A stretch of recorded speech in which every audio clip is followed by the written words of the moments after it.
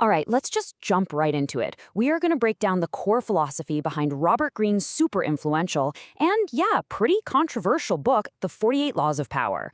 We're not doing a page by page thing here. Nope, we're getting right to the heart of the central argument that ties all 48 of these laws together. You know, this quote from Machiavelli, it's not just some fancy opener. It is literally the key that unlocks this entire book. It's meant to be provocative, right? It frames this really challenging, you could even say ruthless, view on power. Greene's whole point is that pretending this darker side of human nature doesn't exist isn't being virtuous. It's actually a fatal mistake. So what's the book's big idea? Well, it's this. The world we live in today, with all its modern flair, is actually operating under the exact same ruthless rules as the scheming, backstabbing aristocratic courts of history. The hard truth is, we are all courtiers now, whether we like it or not. And this sets up a huge paradox. On the surface, everything seems so civil, so fair, so democratic. But here's the warning Greene gives us. If you take all that at face value, you are going to get crushed by the people who understand that it's all still a war. It's just bought with much, much subtler weapon. This leads us straight to what the book calls the courtier's dilemma. You have to put on this face of being elegant and fair and a team player, all while you are constantly trying to outmaneuver your rivals. It means you have to be on guard, thinking tactically in pretty much every single social interaction, from the boardroom meeting to your neighbor's barbecue. So this is the big question everyone asks, right? Look, I don't want to play these games. I'm just going to be a good, honest person and opt out. Well, the book has a very direct and, frankly, a very unsettling answer to that. According to Greene, the whole idea of a non-player is a total myth. In fact, he argues that the people who make the biggest show of opting out are often the most cunning players of all. They use their supposed weakness to get your sympathy. They demand equality and fairness to distract you from their own moves. They basically advertise how harmless they are to mask their real ambitions. Okay, so if you can't opt out of the game, what are you supposed to do? The book's answer is clear. You have to become a master of the game yourself, and you do that by mastering the art of indirection. And this quote from Napoleon just nails it. It's the whole philosophy in one sentence. Be friendly and agreeable on the outside, but be cunning and strategic on the inside. Look like you're all about democracy while being totally devious. It's about hiding your real strength inside a soft, inviting exterior. So here's the key takeaway. Using direct force just makes people resent you. It creates enemies. But the art of indirection, that lets you get what you want without anyone ever really knowing what you did. And hey, if they don't even realize what happened, they can't resent you for it, and they definitely can't fight back.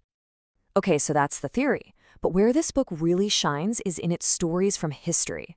They make these abstract ideas feel so real. So let's look at 3 of these laws in action. Let's kick things off with what is, you could argue, the most important law of them all. Law number 1, never ever outshine the master. Your job is to make the people above you feel smart and secure. The last thing you want is for them to feel insecure or threatened by how talented you are. Just look at these 2 stories. First, you've got the guy who broke the law, Minister Fouquet. He threw this party that was so amazing, so lavish, that it made his boss, King Louis XIV, feel insignificant. Did the king admit his ego was bruised? Of course not. He just found some bogus charge and had Fouquet thrown in prison for life. Now look at someone who got it right, Galileo. When he discovered the moons of Jupiter, did he name them after himself? No way.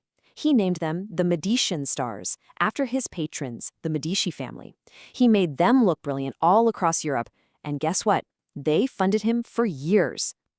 All right, next up is a law that, honestly, a lot of people have a really hard time accepting.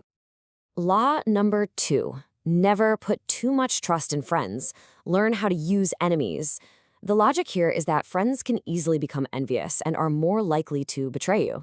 But a former enemy, if you win them over, often has more to prove and can become way more loyal. I mean, just look at the tragic story of Emperor Michael III. It's a brutal example. He took his best friend, a stable boy named Basil, and just showered him with power and riches.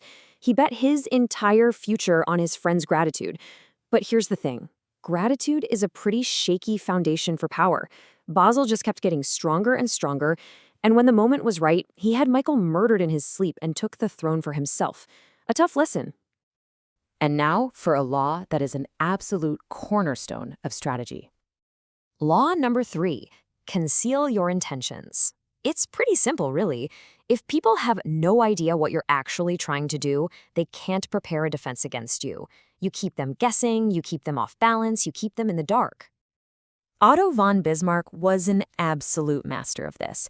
His real goal was to unify Germany by going to war with Austria. But his boss, the Prussian king, was totally against war. So what did Bismarck do? He put out a decoy. He publicly came out against the war, which made the king trust him completely. He misled all his rivals with this fake sincerity, and by the time he finally revealed his true plan, he was so powerful that it was just too late for anyone to stop him. Genius. So when you pull all this together, you see that the book isn't really framing this as a choice between being good or evil.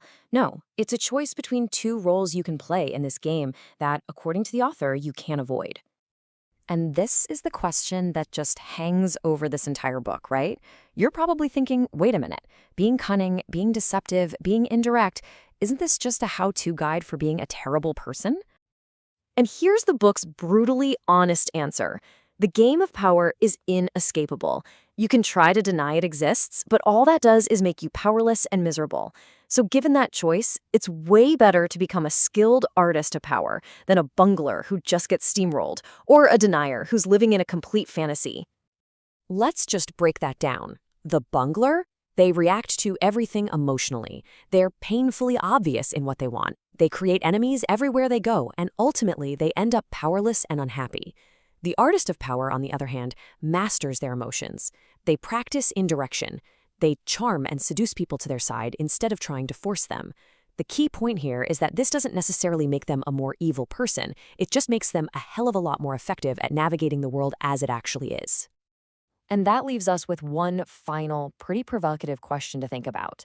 In this big, inescapable game of power that we are all playing every single day, which role are you playing?